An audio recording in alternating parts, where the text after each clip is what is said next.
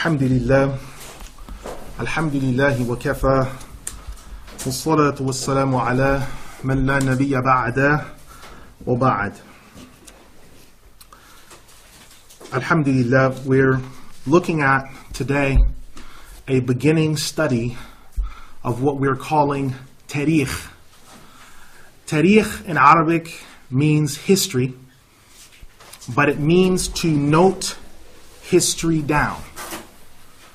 The Muslims from the very beginning ages began to note down not just the Quran, not just the Sunnah, not just fiqh, but they began to write down their history very early. Muslims were known from the beginning, although originally being illiterate, as they had been in idolatry, much of them. They began setting the pace for Muslims being known as literate people.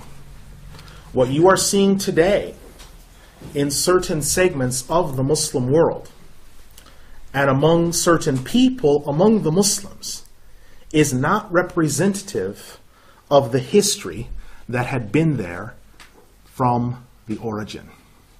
Our people were and are, in many instances still today, a literate people. We're a people of books. Our civilization was built on books. The Quran and Sunnah and books of fiqh. Our civilization was built on books. Our understanding is built on commentaries of books. We're fiqhi people. Now with tarikh, you have different types of history that have been written. Some history has been purely historical, in which they've just discussed the dates of people, when they lived, when they died. Some forms of history have been historical and judicial, in which they've talked about what the judicial rulings were. Some were theological, where they talked about the beginning of creation all the way up until now and the ramifications of what that means. And some were a combination of all of those things. We need to understand, before I can actually begin talking with you about what I want to discuss from the Umayyah all the way up until now, we need to look at the people of history and who are the sources that I'm going to be using, because it's a hallmark now, and we've tried to establish as a benchmark that when we do things, we give sources for what we do and what we say, so that people can go back and check. And even if people can't check, they can at least say, Alhamdulillah, he's quoted something, he's made reference to something, and we can go back and see it. So you can physically see the text of Imam Ibn Kathir's Al-Bidayah wa Nihayah. It's a physical, living text. It's a literal, physical text. You can see it. The Shadarat al-Dhahab is a literal text. Al-Muntazam is a literal text. These are physical texts that were written, volumes and volumes and volumes. Now, the question comes. One of the first slides I've given you is the course layout for the study of the kings and rulers. I am going to be starting from the time of Muayyah, radiallahu anh, which is 41 years after the Hijrah, all the way up until now. The reason why I am not starting from the Sirah or the four Khulafa is for the following reason. We spent 1 year in this location completing the Sirah of Imam Ibn Hisham rahimahullah, 4 volumes, 3 months at a time. I believe that we've treated the Sirah quite thoroughly. I don't believe we need to recap it. I believe those that were there, that were witnesses to it, and those that were witnesses to those that witnessed it, that were informed by those that were in the class, know that we treated the topic thoroughly. The 4 Khulafa were covered 2 days a week in the 4 weeks of Ramadan. And so we would spend 2 days on Abu Bakr, 2 days on Umar, 2 days on Uthman, 2 days on Ali, up until Hassan, which completed the 30 years of the rightly guided Khulafa. Most people are by and large familiar with much of what I presented.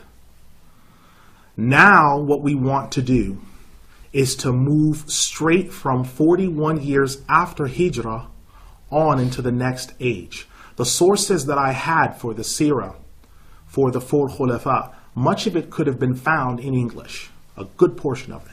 But what I'm going to be doing today and for the next 13 weeks hasn't been done before in English, which is why it's important that we establish what are the rules that I'm going to be using, what are the methods that I'm going to be employing for giving that history, and who are the people that I'm going to be using. Why isn't this sheet hundreds of people long? Why have I limited myself to a handful of names? Why?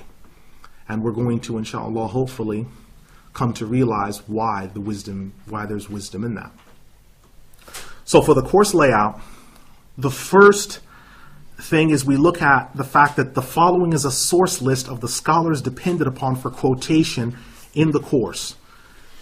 I will state at the outset, one of the reasons for my depending upon these sources is most of the books that are on this list are either summaries of larger books that are 20 or more volumes, or they are themselves 20 or more volumes. And so I've depended upon the largest reference material possible that's either quoting from previous materials, or those materials are themselves reference guides for the time period to which they belong. So for the Bani Umayyah's governance, which lasted from 41 to 132 AH, which is from AD 661 to 750. One of the sources I'm depending upon is the Tarikh al-Khulafa, which is by Imam Muhammad ibn Ishaq al-Muttalibi. Right, he died 151 AH or 768 after Hijrah. Why am I depending upon him? Well, Muhammad ibn Ishaq, Imam Muhammad ibn Ishaq is from the family of the Messenger of Allah sallallahu alaihi wasallam. He has also written the he's written the earliest seerah that we know of and that we still have extant copies of. His Siratu Rasulillah is the oldest piece of seerah literature that we have. Now, who is Muhammad ibn Ishaq? Muhammad ibn Ishaq lived in Medina most of his life. He learned from Anas ibn Malik, who was the longest living companion. He learned from a number of other companions. So he took his source knowledge from the fountain. He then wrote his book, Siratu Rasulillah, and when writing that book, gathered all of the materials he could together. The old poetry of the pagan Arabs, the historical references, the idols, the different tribes and which idols they belong to, even down to the wells that the different Arabs had from the different tribes. Everything that could have been gathered. He also made it his business to go to the next step of writing about the rulers after the Prophet ﷺ up until his time.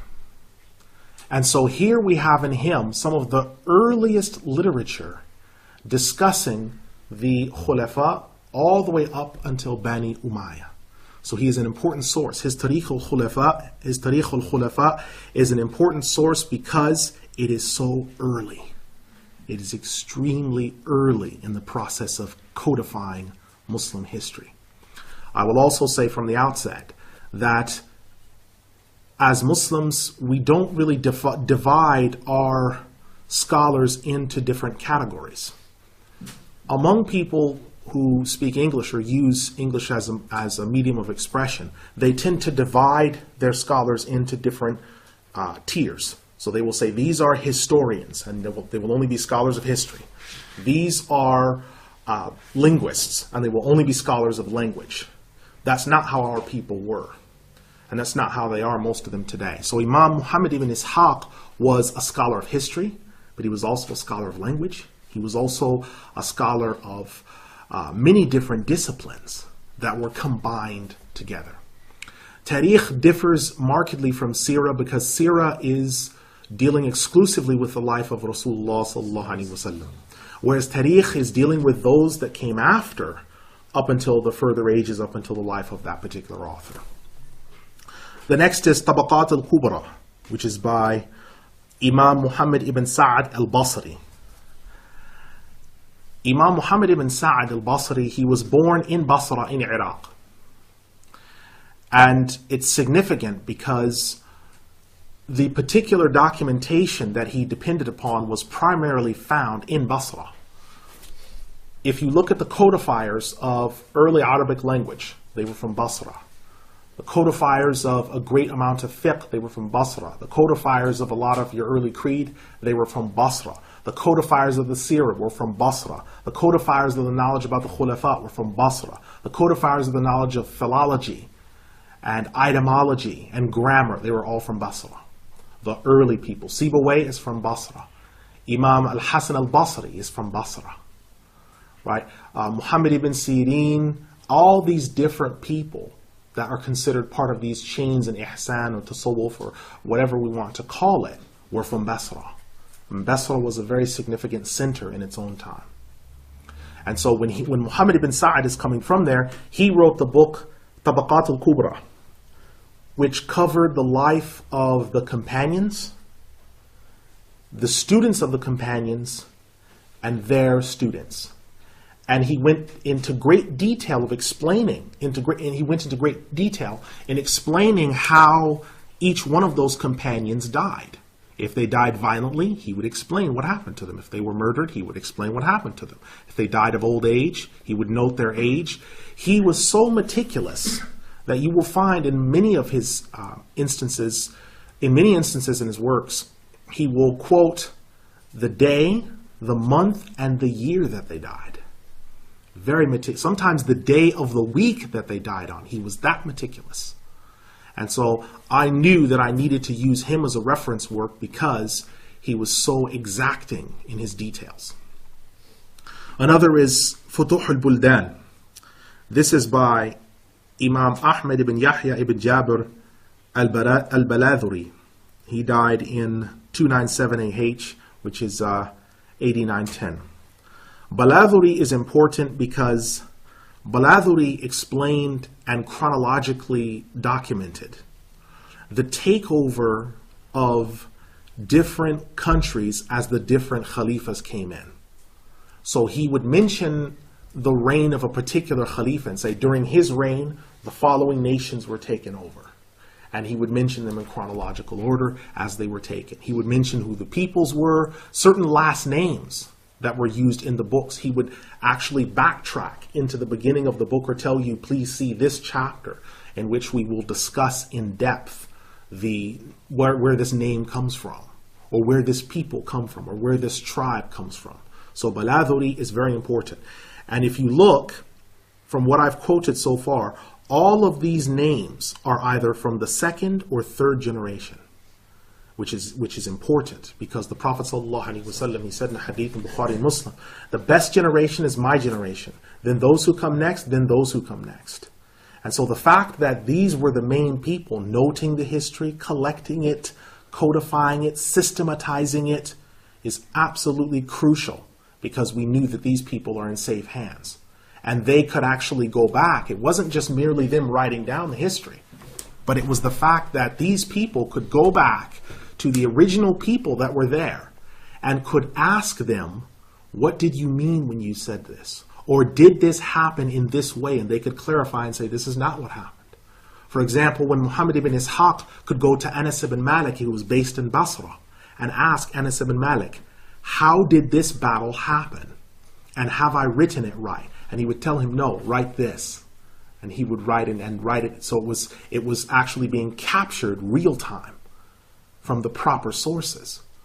And there is no better source than eyewitness accounts.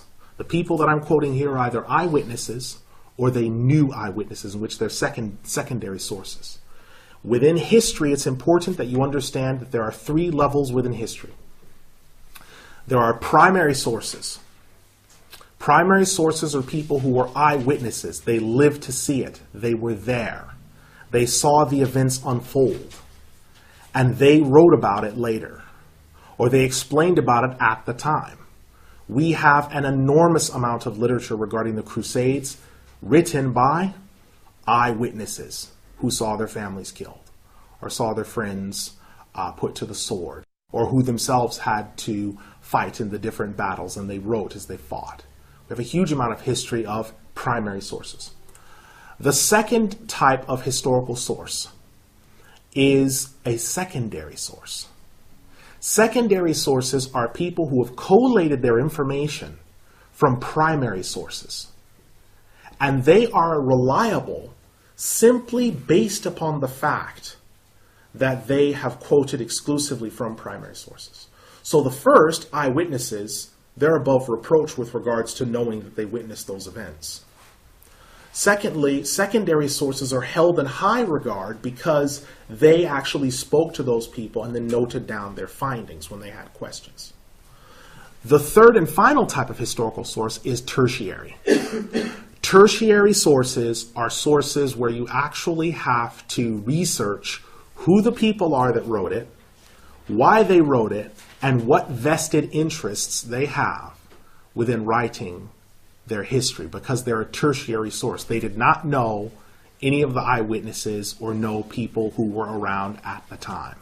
Because of that, when they write history without quoting any sources, if I should write a book on George Washington and I quote no sources whatsoever, it's not a trustworthy book because I have to depend upon primary and secondary sources. I will make it clear from the outset.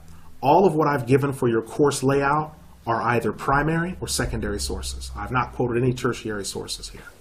None.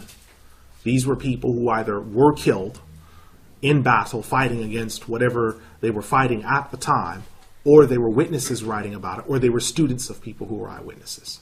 It's very important. The next we have is Tarikh al-Rusuli wal-Muluk, which is by Imam Abu Ja'far Al-Tabari. He died in 310 AH, which is AD 923. I also want to mention Tarikh al-Khulafa is about 2 volumes, 2 big thick volumes. Tabaqat al-Kubra is about 11 volumes, and it's in small print. Sections of it have been translated into English. If you look at Ibn Sa'd's Men of Medina, Ibn Sa'd's Women of Medina, those are sections, giblets, shrapnel pieces that have been translated from the original Arabic into the English. Futuh al-Buldan is 11 volumes in thick print. And Tarikh al-Rusuli wal-Muluk, there are 2 forms of that book. One is 40 volumes. And at the onset of that one, Imam Abu Ja'far Al-Tabari said, Imam Abu Ja'far Muhammad ibn Jarir Al-Tabari, he said, I've only shortened this because my students complained when I had expressed my original intention to make it 80 volumes. So I have shortened it to 40. So you'll find it in a large book. It won't be 9 by 11, it will be a little bit bigger. And you'll find another that's in 20 volumes. That's sort of a mukhtasar of his work. But Tarikh al-Rusuli wal-Muluk covers from the beginning of creation and covers from the Prophet Muhammad ﷺ all the way up until the kings in his time. And he has taken from a wide expanse of information. Imam al-Tabari is from the 3rd age. Now, I need to make a few addendums before I move to the next source. There have been a lot of claims that Imam Muhammad ibn Ishaq al-Muttalibi is not reliable for historical source. We need to be very clear that Imam Ibn Hisham's commentary, which is 4 volumes, is based exclusively around Muhammad ibn Ishaq's commentary work. Based exclusively around that. If you discredit Muhammad ibn Ishaq, then you are going to be in a situation where you are going to be denying history itself. Imam Ahmad ibn Hanbal rahimahullah, who died 241 AH, he is called the Imam of Ahlul Sunnah wal Jama'ah, was asked about him, and he said, Huwa thiqah, he is trustworthy. The same thing was asked of other Imams, and they said the same thing. It is mostly latter-day people that are casting aspersions upon Muhammad ibn Ishaq. And those latter-day people are tertiary. They didn't know him. They didn't know any of the people that knew him. So we can completely discard those people. As far as Imam Ahmed ibn Yahya ibn Jabir al-Baladhuri, some people have said that he was a Shia. He was a 12er Shia. There are a number of problems with this. Number one, the entire Shia theology as we know it today did not exist until the 4th age, which is after 400 AH. How he could have been a Shia or anticipated it beforehand is one of the greatest feats of premonition and crystal ball gazing that one could have ever seen. So no, Imam al-Baladhuri was not Shia. You will tend to find that people will say that because they will say Imam al-Baladhuri was Persian and the Persians are Shia. Let's put your mind to rest on this. Iran has only been Shia for 400 years, and still a third of that country is Sunni. You need to remember that Imam al-Samuri is from Iran, the great historian. Sheikh Abdul Qadir al-Jilani rahimahullah is coming from Jilan in Iran.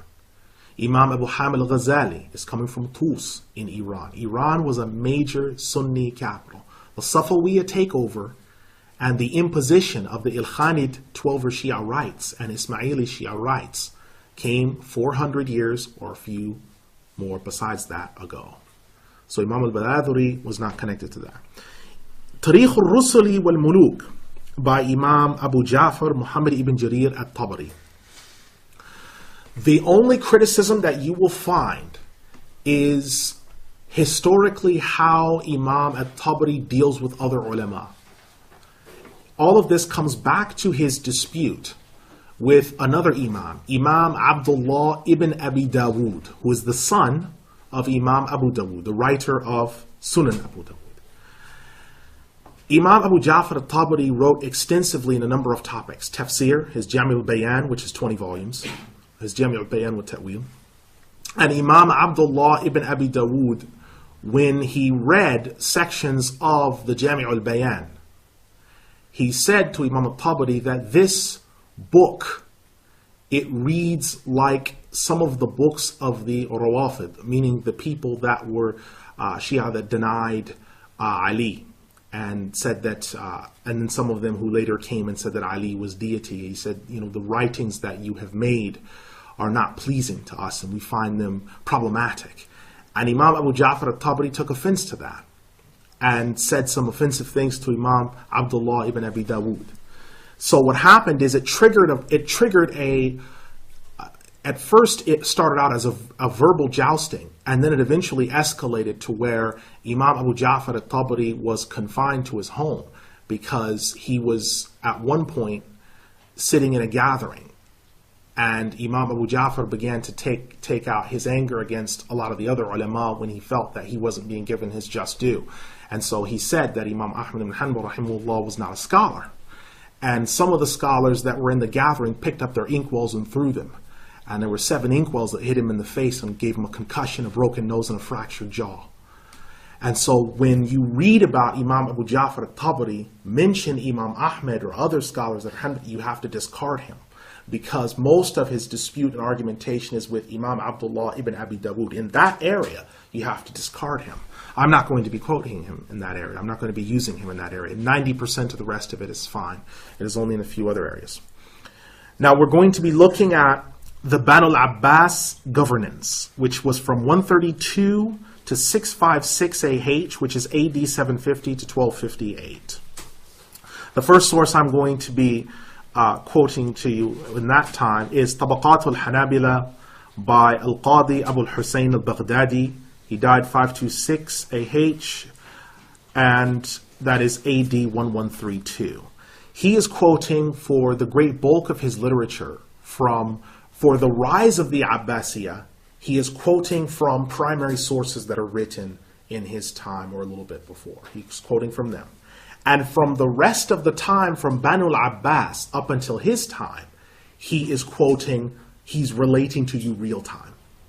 So all of the ulama that are there, the day before he died is how far he got with all the kings and the different scholars and historical sources.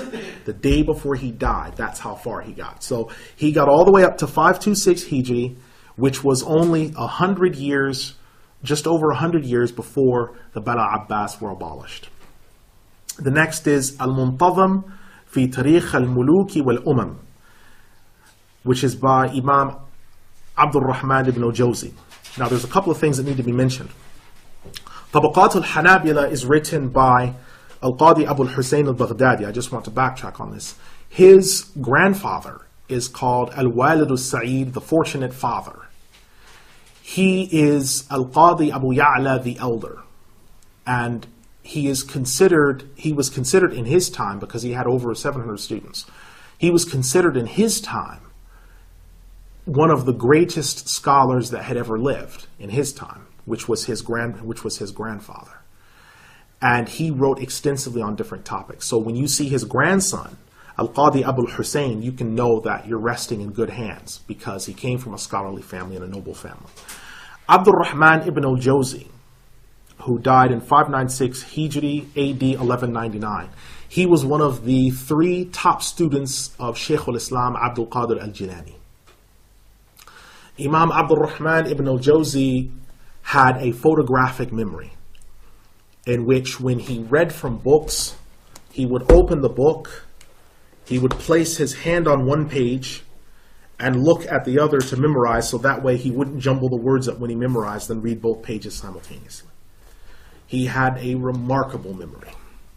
He wrote 1,000 books. He wrote 1,000 books. In every single science in Sharia, he wrote at least 5 books. In every single science in Sharia. He had an observatory built for him. He owned his own observatory. He studied, and is, to the best of my knowledge, the first one that accurately documented the pattern of sunspots. These large spots that appear on the top of the sun, these dark circles. He's the first one to have accurately documented that. The distance between the sun and the earth, he documented that. The weight of the earth, he used by a number of different methods to bring about the weight of the earth. Not only the fact that the earth is rotating, the direction that the earth is rotating in, how many degrees the tilt of the axis of the earth is, how large the sun is. It's 45,000 times the size of Earth. Those are his readings. Now we say that with a degree of fact. He said that in a time where people in southern and northern and eastern Europe had no idea what you were even talking about. They were still on the position that the sun was smaller than the earth. And Imam Ibn Jawzi said, anyone who believes that is an idiot. That was his statement. Anyone who believes that is an idiot. Whoever believes the sun is smaller than the earth. It's 45,000 times the size of Earth. And he wrote extensively on science and all these different areas. He wrote extensively on different bones that he found of human beings and animals that were thousands of years old. So he wrote extensively on what we're now calling archaeology, and writing on the different types of peoples, which is what we're calling ethnology, the study of peoples and their language and their culture, ethnology. He wrote intensively on this. Historically, how did Ibn al-Jawzi tackle history? The people that I mentioned beforehand, Ibn Ishaq and the others, took a what we would call a very orthodox approach to historical referencing. They would quote when the people lived, what they had done, how far their kingdom had spread, and then when they died. Imam Ibn al-Jawzi didn't just do that. He would write about a king or a particular person, and he would try to gather as much resources as possible to tell you what that particular person looked like, who he was married to, his wife's name. And a lot of these other historians that were earlier than him, some of them didn't used to list who they were married to, or who their children were, or who their wives were. He listed them. If they came into Islam late in life, when they became Muslim, and also judicial issues. So whenever you would read about in Al-Muntazam by Imam al-Jawzi, whenever you read in Al-Muntazam about certain things, for example, when someone committed an atrocity in warfare, he would say, so-and-so, such and such particular king had killed this many people, and may Allah guide him for the oppression that he's done, because, and then he'd quote a series of verses. and ahadith. So he's actually giving you not just the history, but he's also explaining history. He's also passing verdicts on certain things that happened historically, which is significant. Also, Al-Bidayah wa Nihaya by Imam Abul Fida Ismail ibn Kathir. He died 774 AH, which is AD 1372. Most people are very cautious in English. They're very cautious about quoting Ibn Kathir because they say Imam Ibn Kathir, rahimahullah, is a student of Taqiyuddin Ahmad ibn Taymiyyah, who lived from 661 to 728 Hijri. He is a student of his. Therefore, he is unreliable because some of the things that he said are unacceptable, and if Ibn Kathir was his student, he must have therefore taken on those things, and he is unacceptable. Now you will find that there are people who hold this position that say that Taqiyuddin Ahmad ibn Taymiyyah is a kafir. Some will say those who don't say he's a kafir, they're kuffar. Some have a more sensible approach and say there are some 11 masail that he differed with Ahlul Sunnah wal Jama'ah. 11 masail. And we don't follow him in those 11 masail. And the ulama have explained what those 11 masail are, but we follow him in everything else. We don't have any problem with him in everything else. He was a good, strong, firm scholar in many different disciplines and was a mujahid and a decorated war hero.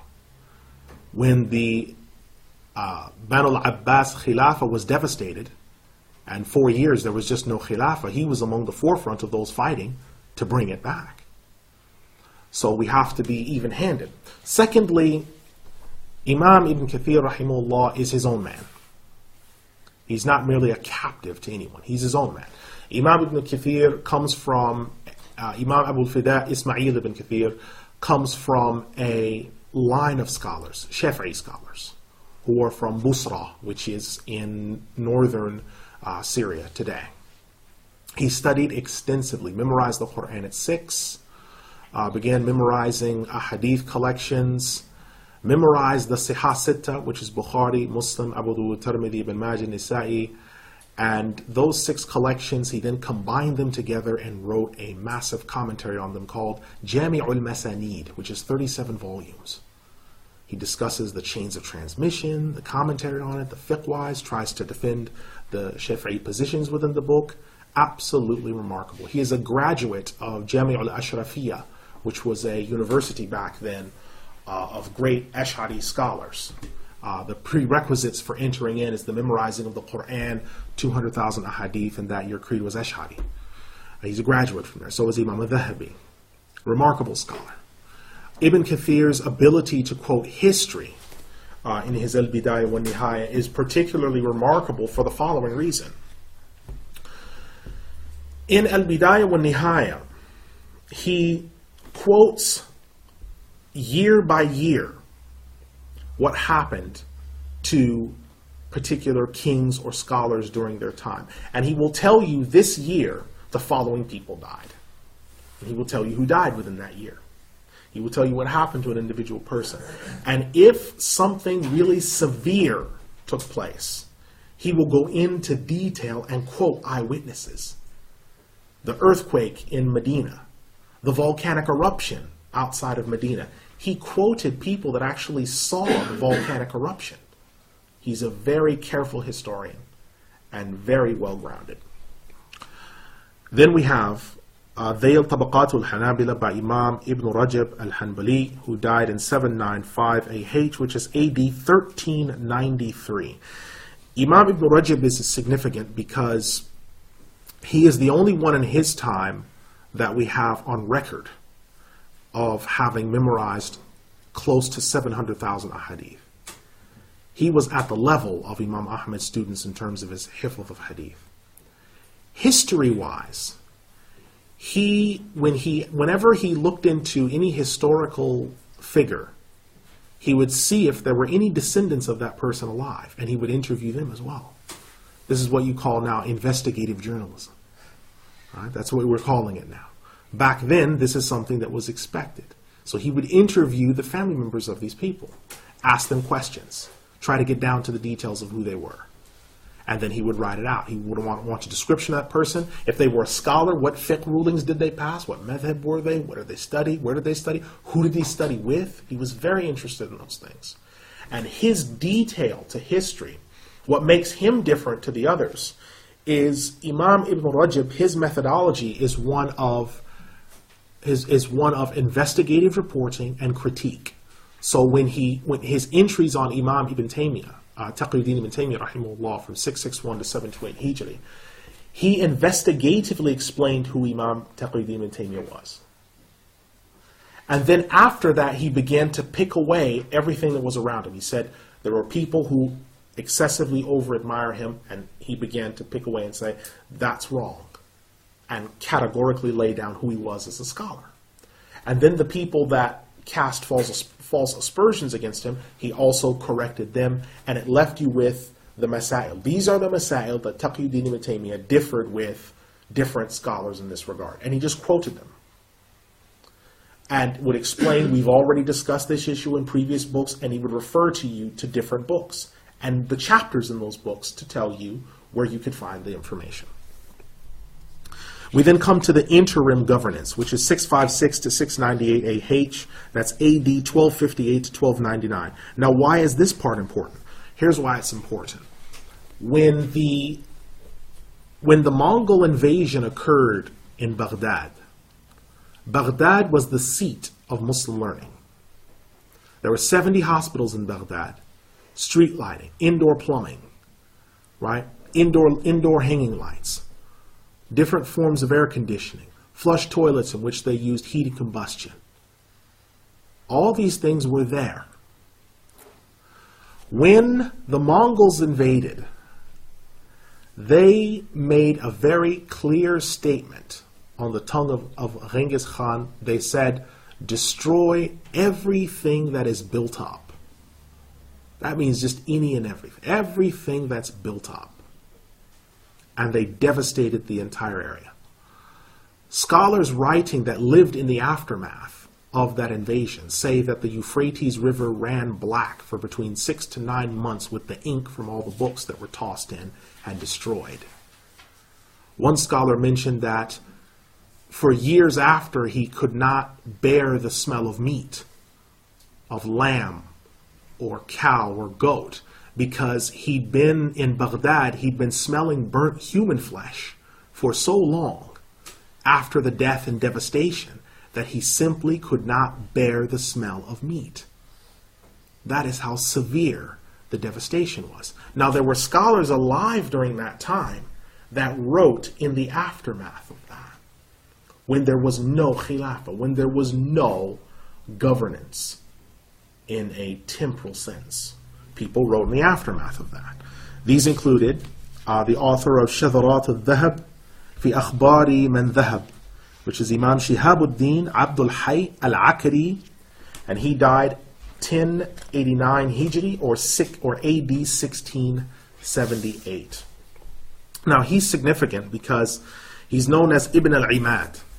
Ibn al-Imad was one of the great scholars to write not just about the Abbasids, the last of the Abbasids, but he also wrote because he lived in a time where he witnessed the rise of what we would later call the Ottomans. He lived in that time. And so he's very important for Ottoman history. And he said, quote, during the times of tribulation, it was only the Turks that were upon Islam, and the Arabs could not be found.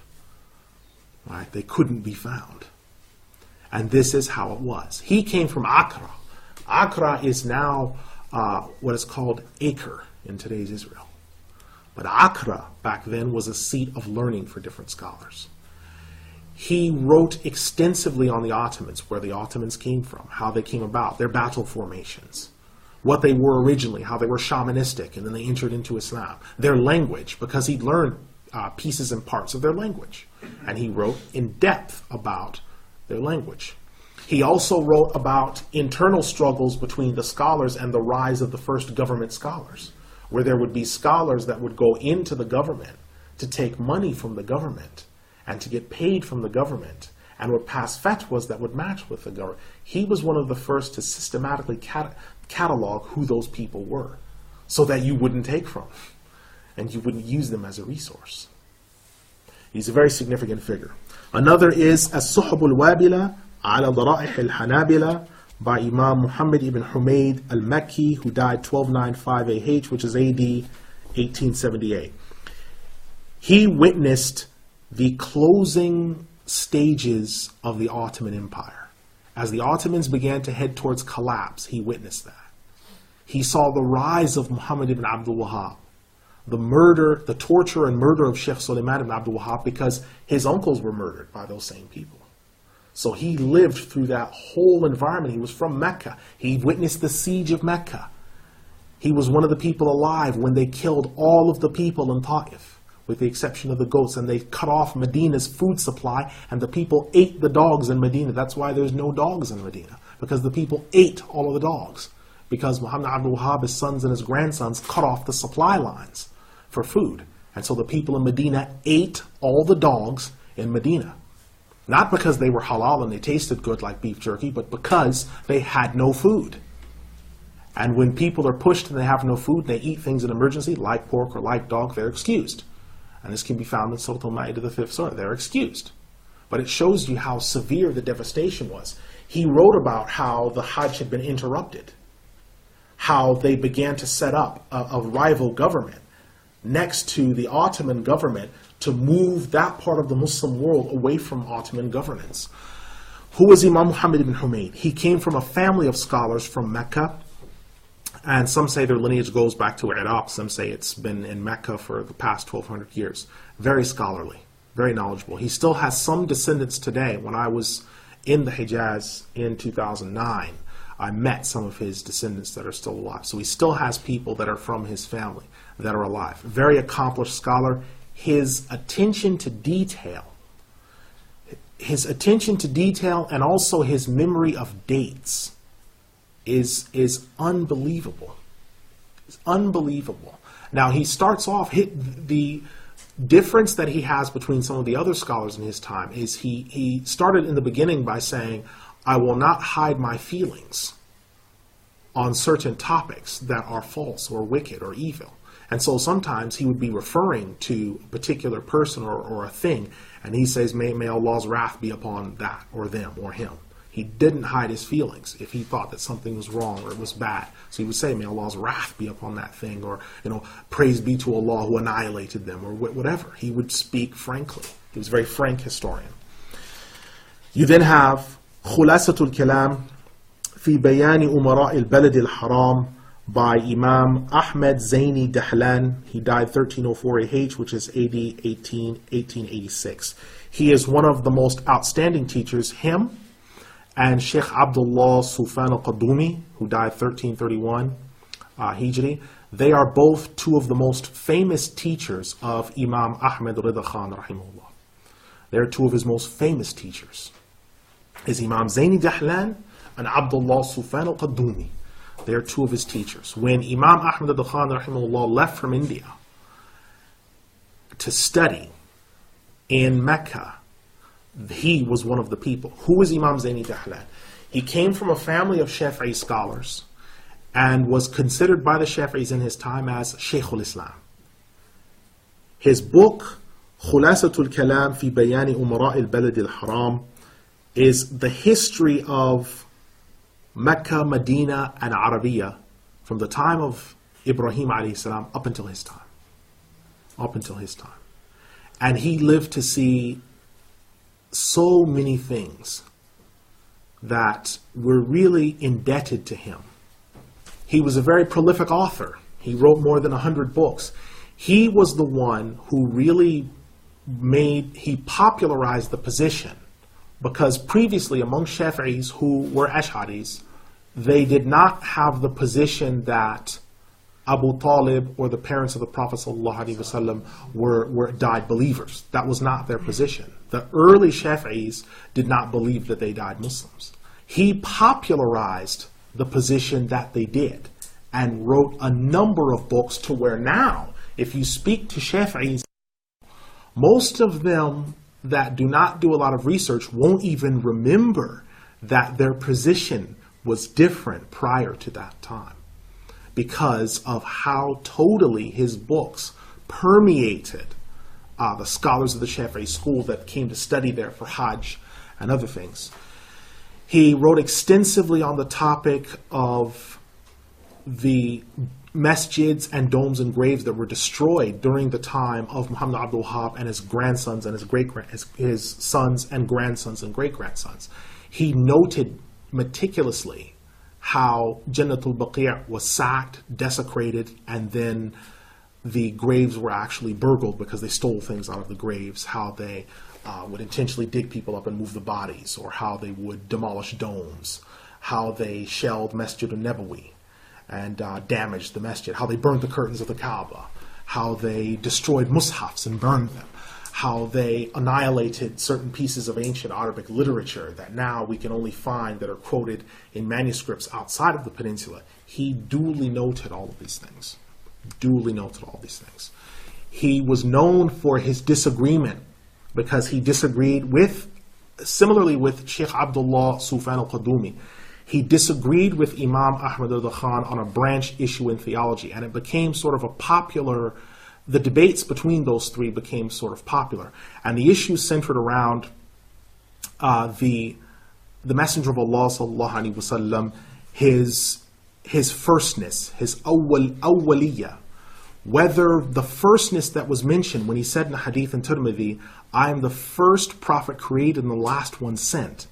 Did that mean that he was the first of all creation, period? Or did that mean that he was the first of the human species? Imam Ahmad Rida Khan rahimahullah held the position, and it's a valid position in Ahlul Sunnah wal Jama'ah, that he is the first of all creation. Imams Abdullah Sufyan al-Qadumi and Ahmad Zaini Dahlan held the position that he is the first of the human species, and quote the hadith in Bukhari and Muslim that the first thing Allah created was the pen, and then he said he commanded the pen to write everything that is to be now until the end of time. And they had this dispute. And the dispute then later came to involve Imam Barzanji, who's another great Shafi'i scholar, regarding the five ghaib, the five things of the ghaib, which are mentioned in Surah Luqman, the 32nd surah, the last ayah, in which Allah mentions the five things that no one knows: what is in the womb, what land he will die in, what he will earn tomorrow, what the rain will be like, and other future matters like that. Imam Ahmad Rida Khan and other scholars around him held the position that no, even the Messenger of Allah sallallahu alaihi wasallam knows these five things. There's no dispute about that. These scholars said he had a general knowledge of those five things, but he is the most knowledgeable of all of Allah's creation, and we shouldn't discuss does he know this and does he know that, because it's trying to quantify the knowledge of the Prophet Muhammad sallallahu alaihi wasallam, and we mustn't try to quantify his knowledge. It is just enough to say that he is the most knowledgeable creation of Allah. But Imam Ahmad Rida Khan said, no, it's very important that you understand his position, because if you lower his status in any way, or if you take away from who he is as a prophet, you are a kafir. And they said, that's true, we agree with that, but we differ with you in this particular issue. So it was a very famous, and it was a well guarded debate, and it was good-hearted, and it was an earnest debate. And it's one of the things that is sometimes missing today, in which people have to admit that there is another position besides yours. There's someone on earth besides you. There's 1.5 billion Muslims. You're not the only one. And they do hold different positions that are different to yours that are true. And because you haven't heard of it doesn't mean it's not from the deen. It just means you haven't heard of it. And so people sometimes have to understand that that is the reality. And so these disputes between him and Imam Ahmad Zaini Dahlan were famous. Very, very famous. The next historian is Mukhtasar Tabaqat al-Hanabila by Muhammad Jamil al-Shatti. He died 1307, which is AD 1890. He was mainly known for his history, his knowledge of law, but he discussed what happened to the scholars of Damascus as communism began to come in, because the French favored the Alawis, which were a group of Shia that believed that Ali was deity. Sometimes they're called Nusayris. He cataloged the annihilation of scholars by the French and by other colonial forces and the people that assisted them as they came in. Very detailed biography. Very detailed biography. It's only been quoted a few times. And then we have Al-Ma'lumat Al-Nafi'a. This is by Sheikh Ahmed Jawdad Basha. He died 1312 AH, which is AD 1894. He was an Ottoman historian who discussed the rise of the Ottomans from obscurity all the way up until his time. Very significant figure. He lived in very interesting times. The book Ma'lumat Al-Nafi'a it's a combination of creed, combination of history, and the original book has sometimes he was writing on a page and he didn't know the Turkish word for a thing, so he'd put the Arabic, and then sometimes he wouldn't know the Arabic word, so he'd put it in Turkish, and sometimes he didn't know either, so he'd put it in Persian or in Farsi. He read and spoke about 5 languages. And so the book is an interlinear book. I didn't bring it with me today. I'm sorry I didn't bring it. But it's amazing reading. And his knowledge of Ottoman history, when you read that, it just really makes you love the Turks as a people. It makes you love the Turks. Then we have the Uthman governance. The Banu Uthman governance, which is from 698 to 1337 AH, which is AD 1299 to 1919. Again, we quote شذرة الذهب في أخبار من ذهب by Imam Shihab al-Din Abdul Hayy al-Akri. الصحب الوابلة على ضرائح الحنابلة by Imam Muhammad ibn Humayd al-Makki. Again, these are biographical. Some of it's biographical, but there's a wealth of historical information that's in there. خلاصة الكلام في بيان أمراء بلد الحرام Imam Zaini Dahlan, مختصر طبقات الحنابلة, and المعلومات النافعة. Now the collapse of Khilafah, which is from 1337 AH to today, which is AD 1919 to today. The authors of these books, we've already discussed خلاصة الكلام في بيان أمراء بلد الحرام, مختصر طبقات الحنابلة, معلومات النافعة. Then there's another book, رسالة الأوراق البغدادية في الحوادث النجدية. This is by Imam Ibrahim al-Rawi, who was alive around the time of 1345 AH, which is AD 1926. I don't know the exact date that he was killed on because he was murdered.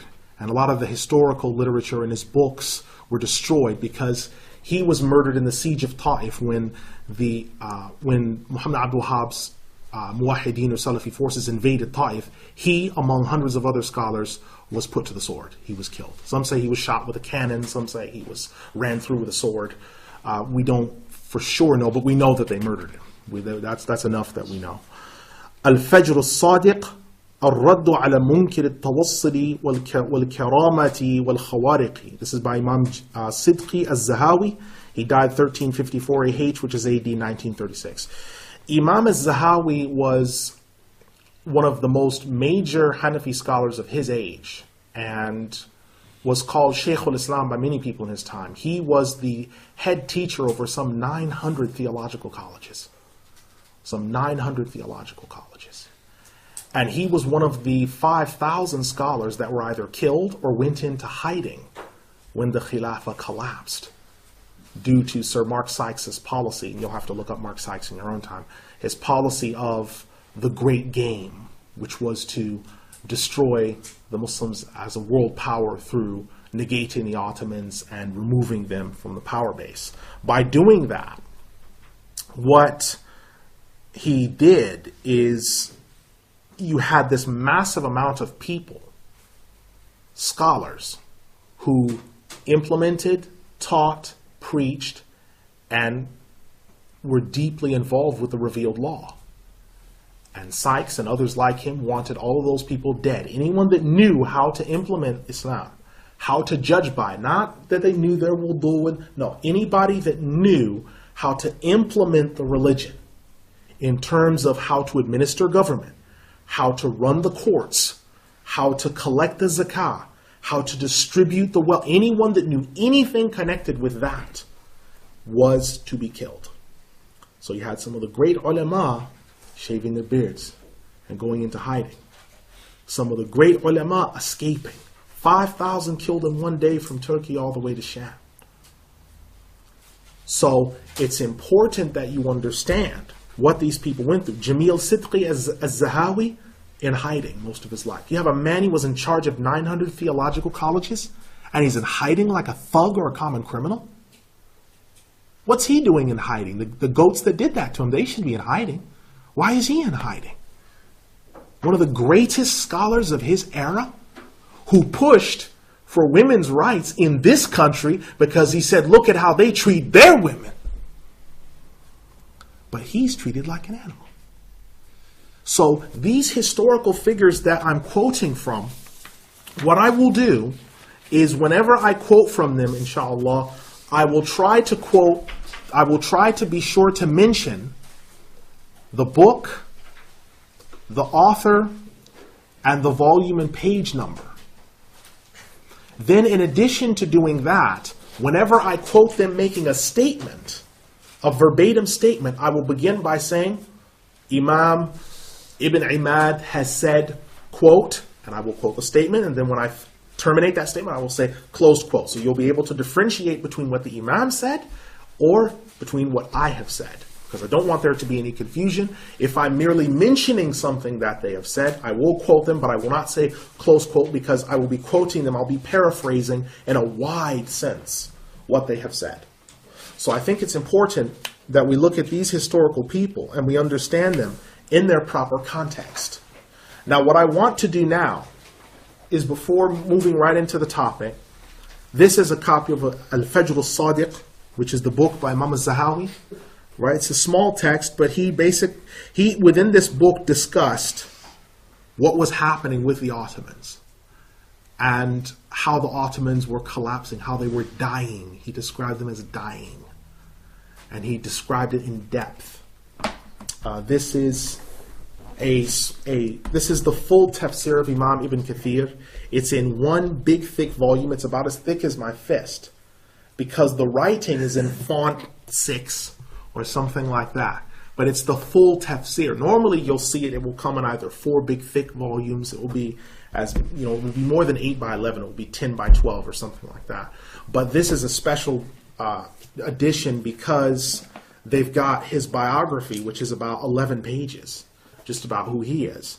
And then they've got also his full tafsir. So it's very exhaustive.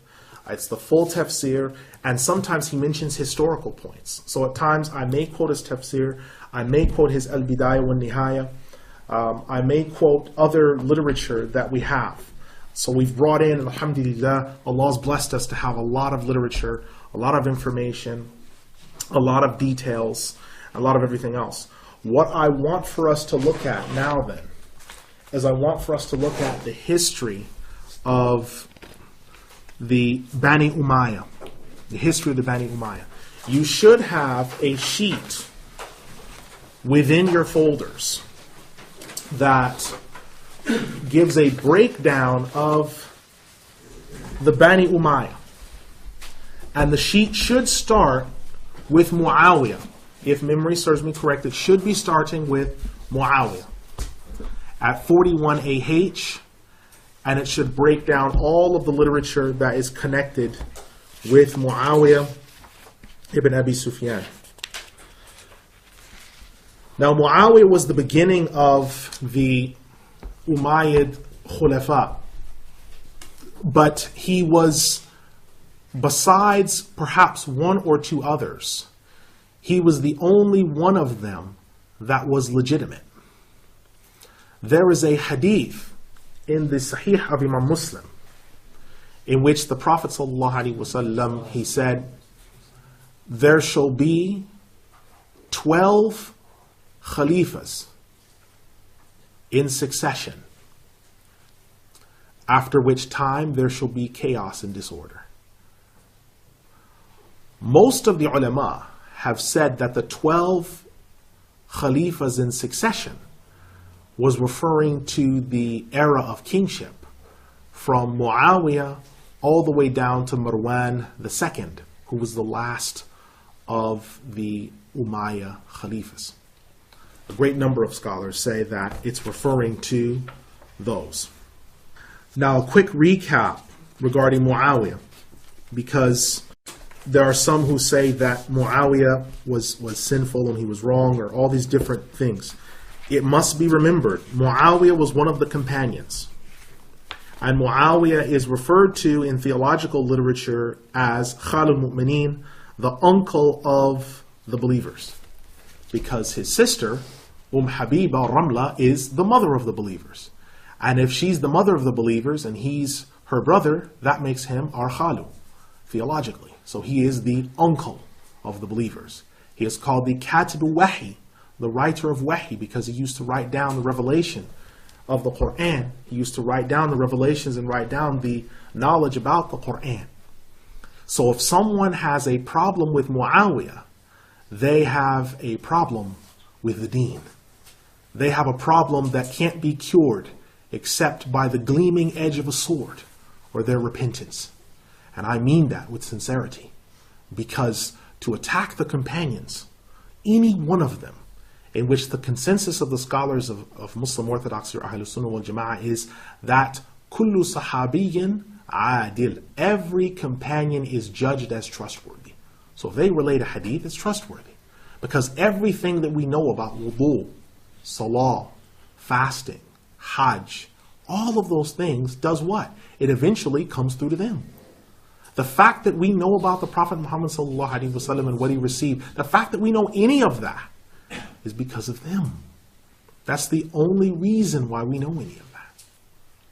Now I want to just take you through the guide here. Brother, could I see your copy? Could I see your copy of the guide? I want to take you through a quick guide here, if you can share with that, brother. I just want to give you a couple of examples. What I've done with your guide is I've bullet pointed your guide. I have not gone through all of what's there. I've not gone through all of what's there. I've only bullet pointed it. And the reason why is, if I've put something here that's a main, plain, true thing, just one bullet point, that's enough. But if you should decide in the course of my speaking that you want to note something extra down, well, then you can. But I knew that if I tried to note everything down about Muawiyah or everything down about Yazid, that we would never get through this topic within the amount of time that I would like to take you. So if there is something that is particularly significant, you can note that down, or you can ask me after in the Q&A, inshallah, when we complete, after which time, inshallah, we will have time for Q&A, and I will try to answer to the best of my ability. Now we start from Muawiyah, and Muawiyah being the Khalifa who comes into power at 41 AH. Remember, Al-Hasan ibn Ali, radiallahu anh, his Khilafah is considered part of the Khilafah of Ali. The Prophet ﷺ said, the Khilafah after me shall be 30 years. Then there shall be kingdom. This hadith in Abu Dawood in Sahih al-Jami', the 30 years. Abu Bakr, 2 years. Umar, 10 years. Uthman, 14 years. And then Ali makes up the rest, but is 6 months short. And Al-Hasan ibn Ali al-Mujtaba was Khalifa for exactly 6 months. And he decided that he did not want to be Khalifa any longer because of all the tests and trials. He did not see himself in the position of Khalifa, and he handed the position in 41 AH to Muawiyah ibn Abi Sufyan. He handed it to him. By handing the position over to Muawiyah ibn Abi Sufyan, and also explaining to Muawiyah what had happened to Uthman, because part of Uthman's not wanting to give bay'ah to Ali had to do with the fact that the murders of his cousin Uthman ibn Affan had not been caught. Al-Hasan ibn Ali made it very clear that all those who were responsible for the crime were dead. So there was no one to be prosecuted. Muawiyah from that accepted that. And the Khilafah that was handed over to him began the era of the Bani Umayyah. And it was also called Amul Jama', the year of togetherness. Because now there was no longer the struggling and the dissonance that had been within the Muslims during that time because of the dispute between the ulama, Muawiyah and some of the ulama on one side, and Ali and some of the ulama on the other side. That had calmed down. And now there was one jama'ah that was moving forward. With regards to Muawiyah ibn Abi Sufyan, Imam Ibn Kathir rahimahullah, he says in his Al-Bidayah wa Nihaya, volume 8, starting from page 19. He says, quote, "We've already explained to you that the Khilafah after him, sallallahu alaihi wasallam, was going to be 30 years. Then there would be kingship. That 30 years was completed by Al-Hasan ibn Ali. Remember that Muawiyah, the days of Muawiyah were the first days of kingship.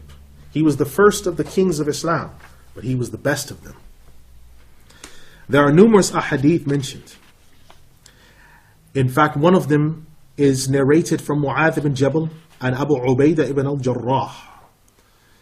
They said that the Messenger of Allah sallallahu alaihi wasallam said that indeed this affair began as a mercy and with prophethood. And then there shall be mercy and khilafah. And then there shall be harsh and wicked kings. And then there shall be harsh and wicked tyrants and much corruption in the land. They will declare silk halal and commit fornication and take intoxicants. And they will also use that as sustenance. All of this will happen. And they will be helped by some people to do it until they meet Allah." This hadith is from the collection of Imam al-Tabarani, and its chain of transmission is authentic and unimpeachable. There is also another statement in which Muawiyah said, "By Allah, never make me responsible for khilafah except by the word of the Messenger of Allah sallallahu alaihi wasallam when he said to me, Muawiyah, if you are given dominion, then do so with righteousness." This is collected by Imams al-Tabarani and al-Hakim and other collections. There is another hadith in which the Messenger of Allah sallallahu alaihi wasallam, in the same narration, it's mentioned that he was actually walking with Muawiyah, who was helping him to make wudu by holding the pail and pouring it into his hands. While sitting, he looked up at Muawiyah and he said, "Muawiyah, if you are ever given dominance or dominion, fear Allah and be just." Muawiyah said, "As long as I believed that I was being tested by the actions that I was doing, I knew that the statement of the Messenger of Allah sallallahu alaihi wasallam was indeed true." We also have another statement from Abu Hurairah radiallahu anhu, who said that the Messenger of Allah sallallahu alaihi wasallam said, "The Khilafah is in Medina, but there shall be kingship in Sham." The Khilafah is in Medina, but there shall be kingship in Sham. This particular narration is strange indeed, although authentic. The Messenger of Allah sallallahu alaihi wasallam mentioned many narrations in this regard. One of which was where he said, "I was sleeping and I saw a book that was being held under my head. I thought that it was going to be taken away, but my vision followed that book. And I looked and I saw that the book was floating towards Sham." Ah, yes, indeed. The Iman shall become weak when the fitna strikes Sham. This was related by Sa'id from Abdul Aziz, from Atiyah ibn Qais, and others. And there are similar ahadith like this, such as a hadith from the Messenger of Allah sallallahu alaihi wasallam, in which he had mentioned the same thing regarding Sham. "Remember about the man who came on the day of the Battle of Siffin, and the man said, O Allah, curse the people of Sham. Ali said to him, do not curse the people of Sham, for in Sham are the Abdal, the high-ranking saints. And indeed the Abdal are there. Indeed the Abdal are there. Indeed the Abdal are there. Close quote. Now, I want to just make something very important. The Abdal, what Imam Ibn Kathir is referring to, is he's referring to a hadith that is in Abu Dawood and other collections, in which the Messenger of Allah ﷺ said that there are 40 high-ranking Abdal, and it is because of them that Allah sends down the sustenance and the rain upon the land. And when one of them dies, he is replaced with another. These are the most high-ranking of the high-ranking scholars. You have mu'allimun, teachers, mutafaqihun, people who will teach fiqh or learn it. Then you have sheikhs. You have people within them. Then you have ulama. Then you have the ulama of the ulama. The people that we think are great, there's real great people above them. And those are the abdal. These are the people that when leaders say things about them or people say things about them, all of a sudden the person that said it gets cancer of the trachea and they die. These are people that when they get put in jail, for some reason it doesn't rain and there's a massive drought, or the leader dies. Or like what happened with Imam Ahmed, who was one of the Abdal in his time. He said to one of the rulers, Al-Wathiq, he said, you will die before me, and so will every one of those who come after you. I will outlive you all. Because of what he'd seen in a dream that Allah had shown him. So the Abdal are very important people. So when Ali told him, don't curse the people of Sham, because they have the Abdal among them. And that is still the case today. We don't need to mention Imam Ismail ibn Badran, or the late Imam Mustafa al-Shatti, or Imam Muhammad Sa'id al-Madan al-Buti, or Imam Wahba al-Zuhayli, or Imam Ahmad al-Shami, or Imam Salih al-Shami. We don't need to mention these people because they're above being needed to be mentioned by me. So it's a significant point. Imam Ibn Kathir rahimahullah then says, quote, let us look at the virtues of Muawiyah ibn Abi Sufyan. Let us look at the virtues of Muawiyah ibn Abi Sufyan. He is Muawiyah, the son of Abu Sufyan. And Abu Sufyan is Sakhr ibn Harb. Muawiyah is from the Quraysh. And he is from the Umayyah people.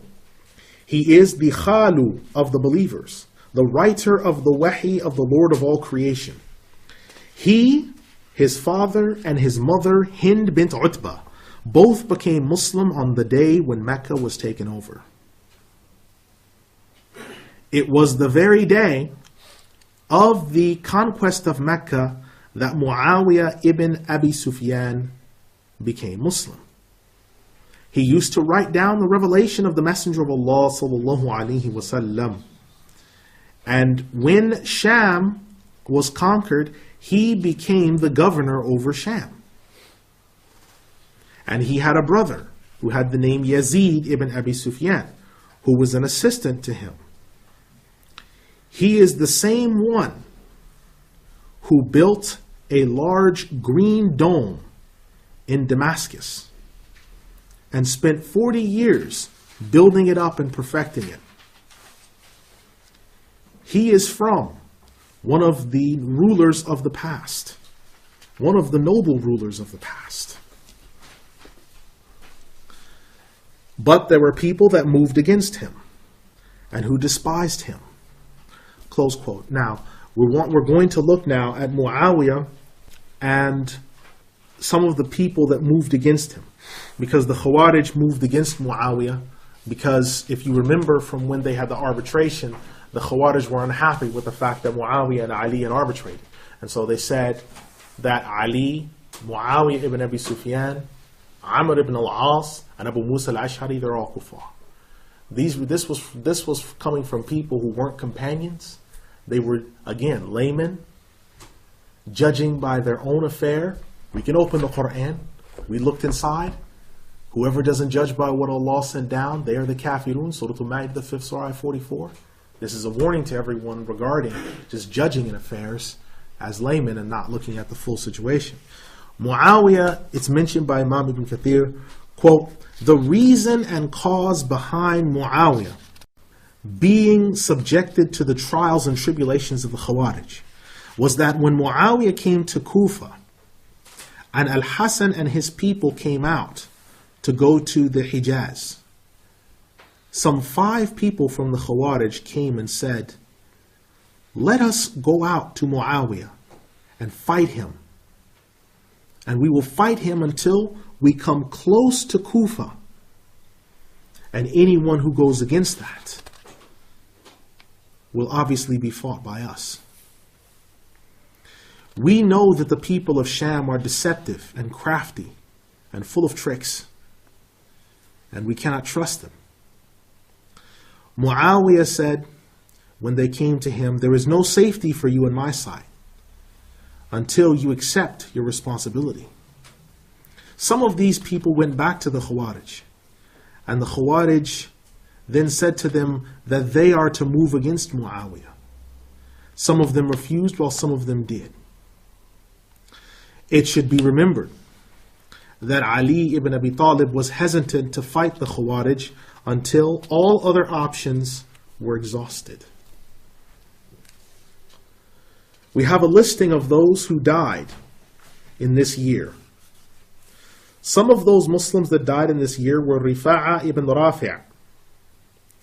He witnessed the Aqaba pledge and Badr and all of the events after that. There was another one who died in that year called Rukana ibn Abdul Aziz. He was the one who wrestled the Prophet ﷺ, and for the first time in his career was defeated by the Prophet ﷺ.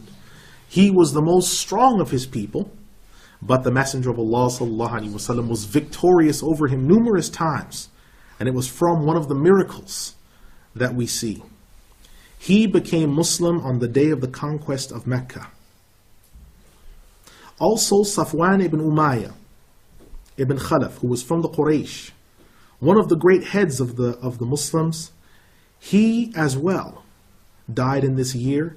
He had become Muslim around the time of the conquest of Mecca, and he was a very good Muslim. He was trustworthy, even in the times of Jahiliyyah, as has been mentioned before, and people trusted him and took his knowledge.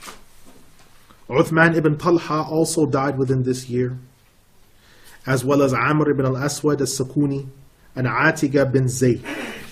All of these died in this year. In the 42nd year, the Muslims marched out into battle, fighting at Rome and a number of other locations. They opened many cities. The Khawarij during this time continued to rebel and had to be resisted, but were not as great a threat to Muawiyah as they would later be to others. Muawiyah entered the 43rd year, in which Egypt and other provinces came under order and were governed more carefully by Muawiyah and under his supervision and the supervision of his appointed governors.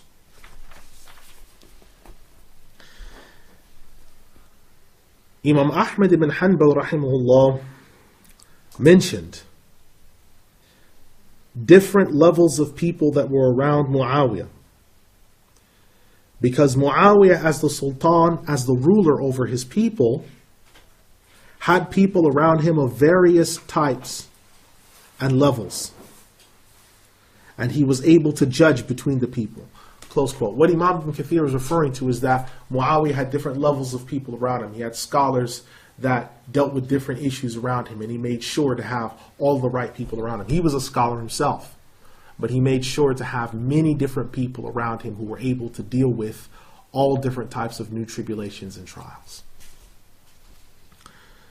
Imam Ibn Kathir rahimahullah, he then brings us to year 44. He says, quote, "It was in this year that the Muslims continued their offensives and moved out to different locations.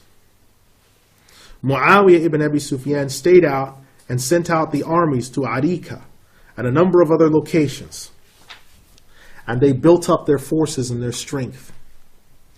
The Muslims opened and conquered place after place after place, and moved out place after place after place. The wife of Muawiyah bore the name Maysoon. It was in this year that the sister of Muawiyah would die. Her name is Habiba bint Abi Sufyan.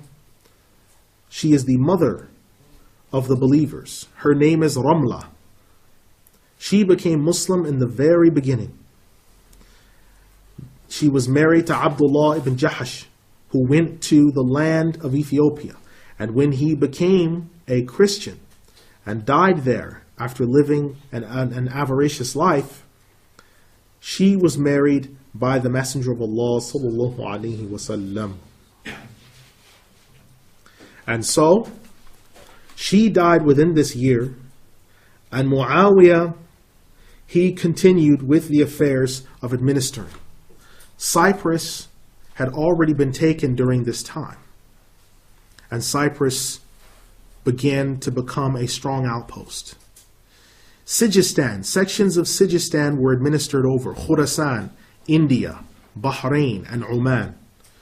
Those that had been conquered were either administered over, or their wealth was organized and their people began to be taught about Islam. Muawiyah sent letters out to his governors, to different provinces, on how they should rule. It was in this year that Muawiyah also made Hajj with the people. And Marwan ibn al-Hakam was among them. And he was the assistant leader in Medina. Close quote. You need to make sure to keep an eye on this name, Marwan ibn al-Hakam, because he's going to come up later. He's going to become very important later. He's going to come up. So you may want to write that name down and underline it. Imam ibn Kathir, rahimahullah, he also mentions that in this year, Zayd ibn Thabit, radiallahu anhu, died. He was one of the 70 main scribes of revelation. Okay, so in the year 45 Hijri, Zayd ibn Thabit, one of the 70 scribes of revelation, he died. And he was one of the ones who helped to write out the Mus'haf, a large Mus'haf with one script, and he sent it out by the command of Uthman. And he was described by Uthman as having fine handwriting, easy to read, the best handwriting that I've seen. Because Uthman radiallahu anhu brought out these mushafs because he wanted them to be in large lettering, easy to read, and to go to the 10 major provinces of the Muslim world at that time. We have 3 of them, as I mentioned before. There are 3 of them in the libraries of today. There is one that's in the Blue Masjid in Egypt. There was one that is in Samarkand, and there was one that is in Tashkent, in Istanbul, in Turkey. So these places are all significant. They're all important because Allah has preserved the history of the Muslims. In Imam ibn Kathir, rahimahullah, he also mentions that in the year 46 Hijri, that the Muslims pushed further into the Roman dominion and took over large sections of the Roman land in battles that occurred between themselves and the Romans. There was another Muslim in this time, a companion by the name of Salim ibn Umayyah, who died. He was one of the companions who was weeping. One of the famous weeping companions who did not have provisions to go out for one of the battles. Salim ibn Umayyah, one of the famous weeping companions. Another companion who died during this time was Suraqa ibn Ka'ab, who witnessed the Battle of Badr and all the battles afterward. Very famous. In the year 47 Hijri, the Muslims spread out further to different lands. Now they were deep in North Africa, and they'd gotten all the way to the Horn of Africa. So now they had reached places that today we're calling Guinea-Bissau, Sub-Saharan Africa.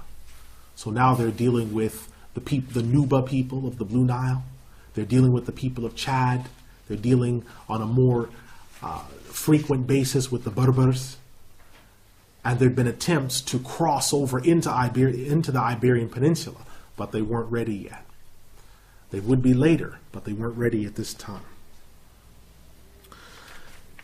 We also read during this time that Qais ibn Asim al-Munqari, who was one of the great companions, he also died in this time. And what's interesting about Qais ibn Asim, he was one of the people that was Muslim before the coming of the Messenger of Allah sallallahu alaihi wasallam. He didn't worship idols. He didn't drink. He didn't take intoxicants. And so by the time he became Muslim, he already believed that intoxicants were impermissible, because he already had that light that Allah subhanahu wa ta'ala gave him.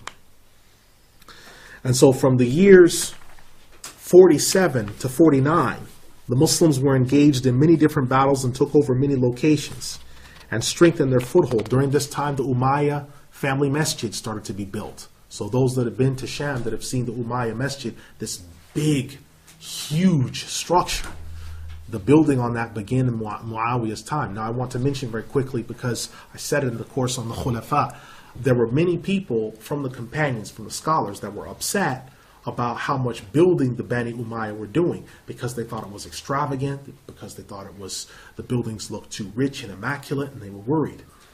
But what the Bani Umayyah said is, these buildings advertise the greatness of Islam.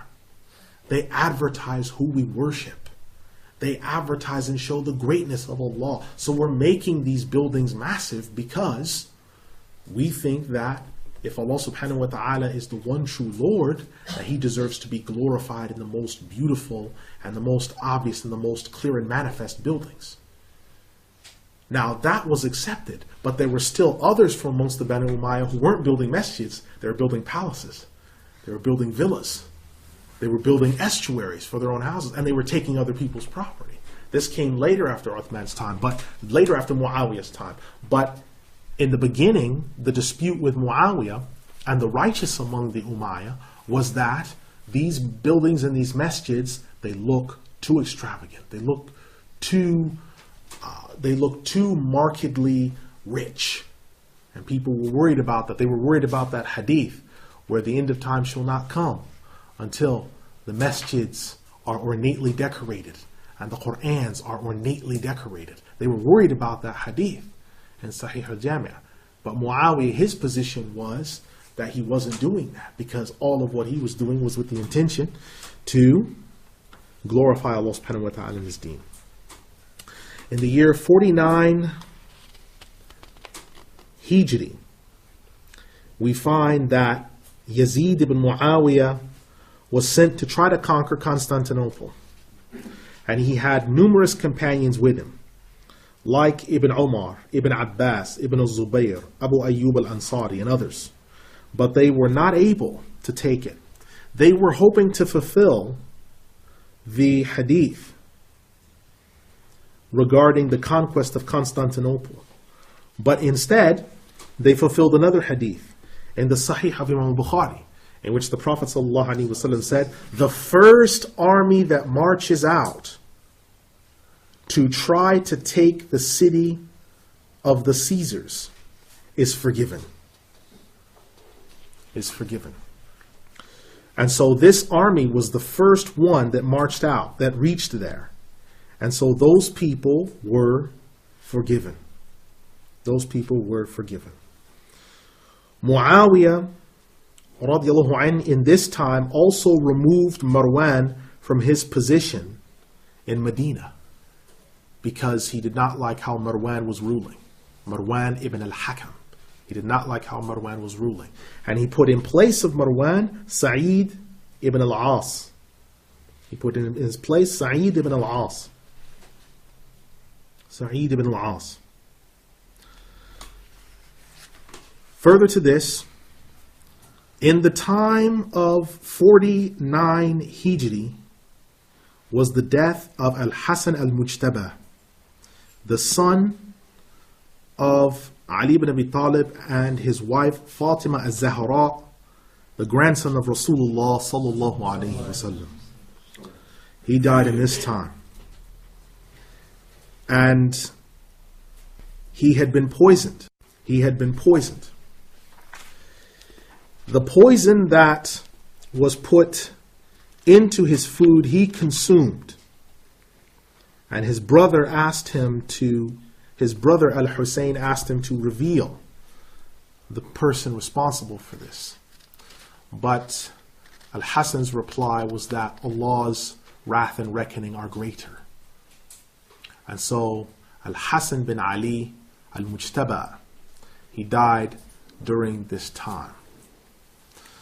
Now it left open all of the considerations and concerns that the Muslims had about what was coming next, because Al-Hassan bin Ali had been poisoned, and Al-Hussein, a good portion of people were looking at him and saying, what is going to happen with Al-Hussein? Because many people expected that Al-Hussein would rule, that he would be one of the Khalifah, because look at the history. Because the ulama, the Prophet ﷺ said, the scholars are the inheritors of the prophets. So after he died, who ruled? Abu Bakr, chosen by who? The ulama. Then after he died, who ruled? Umar, chosen by who? The ulama. Then Uthman, one of the ulama. Ali, one of the ulama. Al-Hassan, one of the ulama. Muawiyah, one of the ulama. So they're thinking, well, it's going to be one of the ulama. And many people believed it was Al-Hussein because of how much had been mentioned about Al-Hussein in the hadith of the Prophet ﷺ. Before moving into that, you want to remember as a point of reference that the Prophet ﷺ said that one day when Abu Hurairah came to him and he was crying, he said, "Why do you cry?" He said, "Because Jibreel has just left me and said that my son will be killed at the banks of the Euphrates River." And he showed him in his hand some of the wet clay that the angel Jibreel alayhi salam had brought to him. And he brought him some of that clay. And so that clay was from the place where the city of Karbala was later built.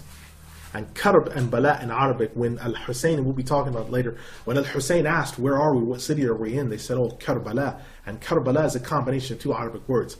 Karb means catastrophe, and Bala means test. So the catastrophe, the test, was the name of that city. And that was the place where he was martyred. In the year 50 Hijri, in this year, a number of great companions died, like Abu Musa al-Ash'ari. Abu Musa al-Ash'ari radiallahu anh died in this time.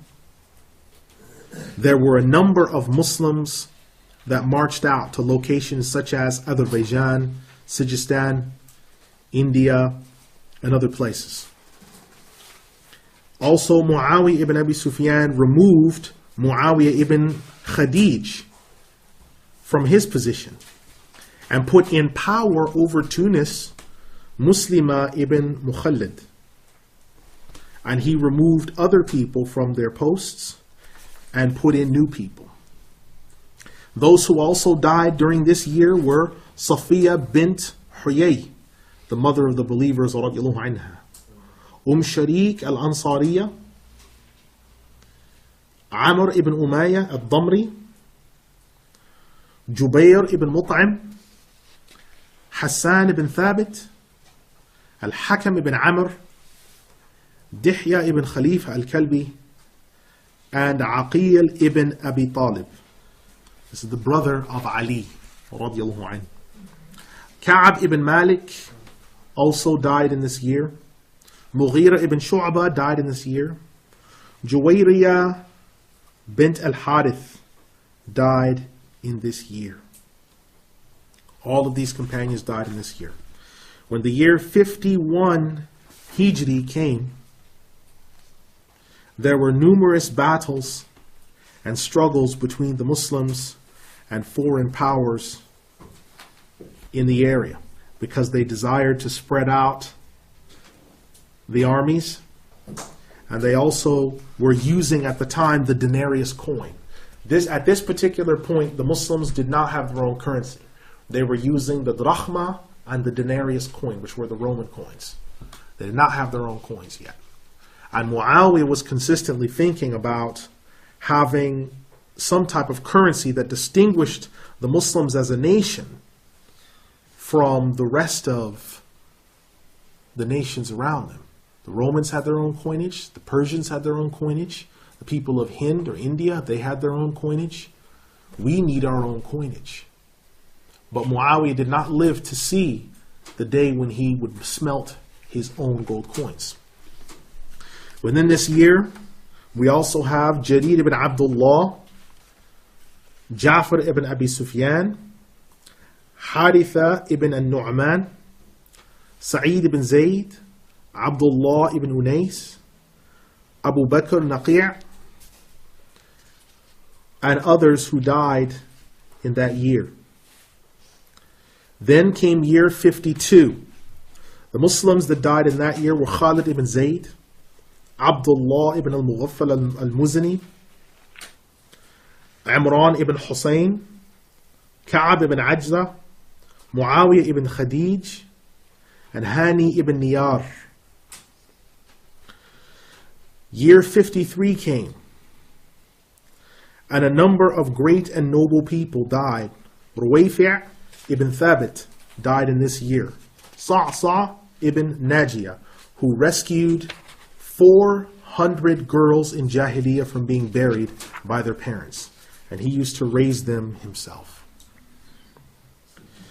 Year 54 came, and in year 54, the Muslims that died were Usama ibn Zayd, Thuban ibn Mujaddid, Jubayr ibn Mut'im, Al-Harith ibn Rabi'i, Hakim ibn Hizam, Huwaytib ibn Abd al-Uzza al-Amiri, Ma'bad ibn Yarbu', Murra ibn Sharahil, Al-Nu'man ibn Amr, Sauda bint Zam'a, al-Mu'mineen, radiyallahu anha, one of the wives of the Prophet sallallahu alaihi wasallam, died in this year. Then came the year 55, in which Sabhan ibn Zafar, among those died. Also Sa'ad ibn Abi Waqqas. Sa'ad ibn Abi Waqqas, one of the 10 promised the paradise. Fudala ibn Ubayd, Qitham ibn al-Abbas, Ka'ab ibn Amr. Then came year 56. And year 56 was characterized by the Muslims building great structures in Sham, which included Palestine, Jordan, and Lebanon. Year 57 came, and Abdullah ibn Qais went to the land of the Romans, and he made a settlement agreement upon how much jizya the Christians among the Romans would pay. Year 58 came, and in year 58, Malik ibn Abdullah went to the land of Rome and was giving the people knowledge about Islam and talking to them about the religion of Islam. Also in this year, some noble people died, such as Sa'id ibn al-As, and he was from amongst one of the nobles of the companions. His father had died a kafir and had been killed by him in the Battle of Badr. Shaddad ibn Aus, who had helped with the conquest of Sham and had shouted Allahu Akbar when seeing the Temple Mount in Jerusalem from his hill. Abdullah ibn Amr, Abdul Rahman ibn Abi Bakr. Also, Ubaydullah ibn Abbas. al-Mu'mineen Aisha radiyallahu anha, as-Siddiqa, died in this year. And then we have the year 59. In year 59, Muawiyah ibn Abi Sufyan radiyallahu anhu removed a number of people from their posts within his government. And there began to be rumblings of some of the Bani Umayyah against him. Some of those who died in this year were Abdullah ibn Malik, Qais ibn Sa'ad. There was Mu'aqqal ibn Yasar and Abu Hurairah radiallahu anhu, one of the longest lived companions. Within this year as well,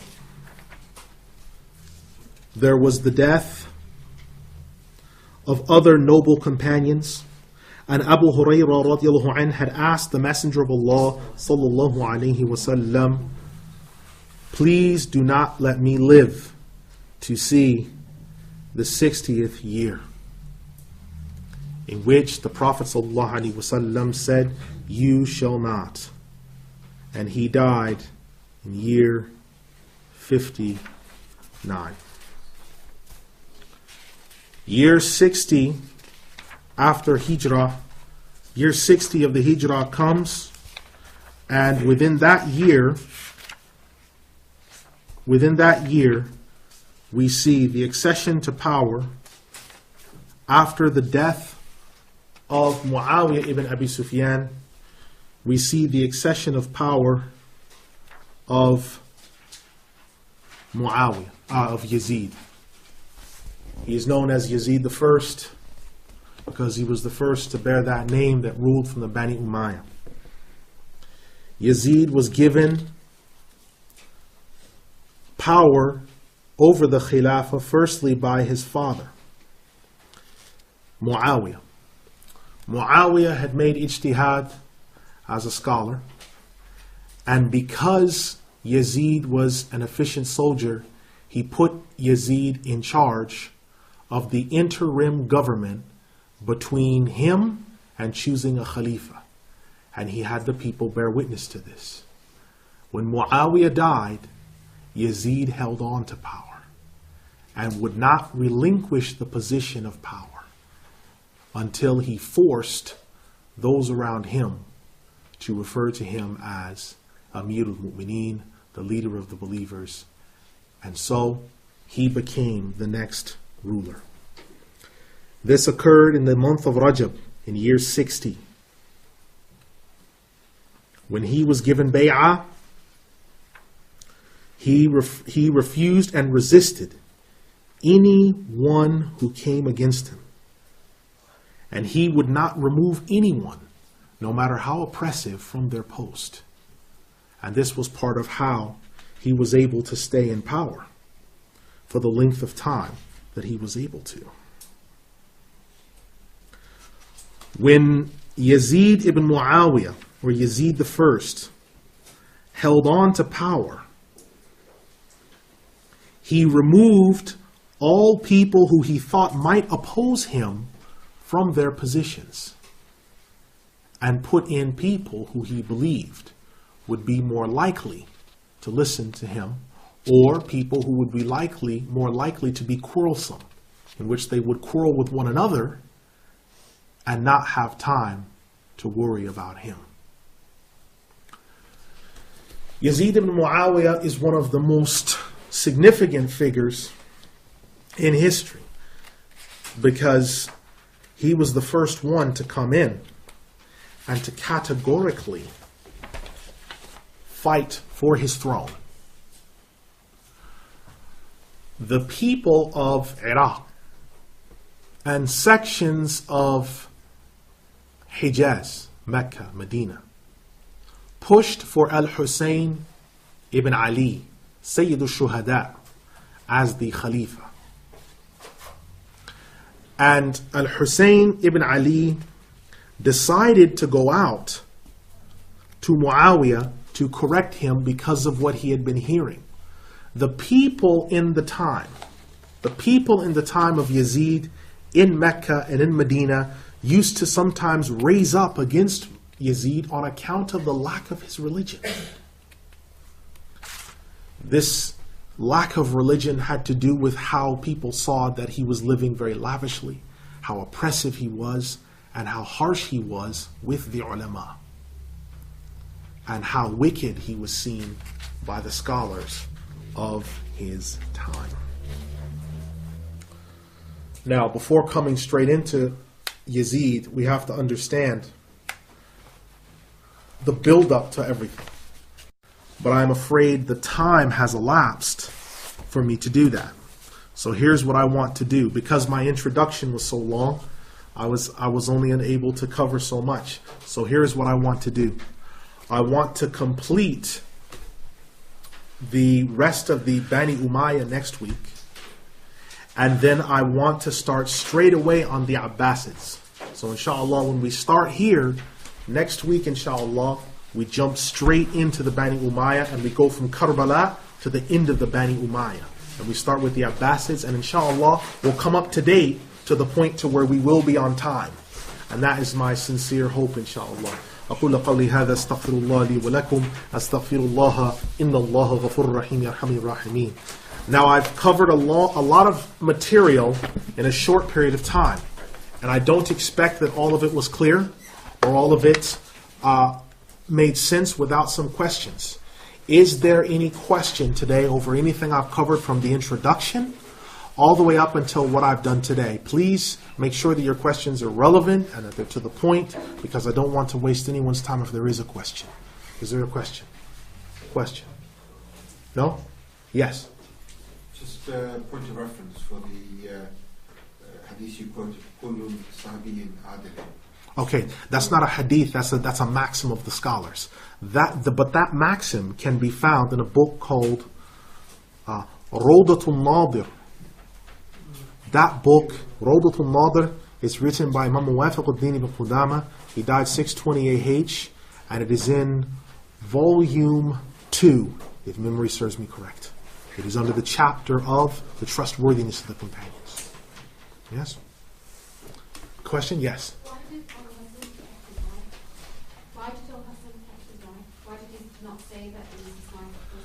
Because he knew that there was more to it than just Ju'ada bint Ash'ath. Because she had been given the promise that if, the question was, why did Al-Hasan not immediately mention that it was his wife, Ju'ada bint al-Ash'ath, or is this situation, why did he not mention it? And the reason being is because he knew that this had been something instigated by Yazid. Because Yazid had known that he was going to be the Khalifa because of how the scholars saw him, how the people saw him. He knew that this man was going to be a dangerous thorn in his side. Not because Al-Hasan was going to rule, but as long as Al-Hasan was there and he was alive, he would be the most likely, along with Al-Hussein, to stop anything that Yazid was going to do. And so Yazid, by giving the promise that he would marry her, had her poison him, and then upon her asking when he came to power, he said, I have no need of you.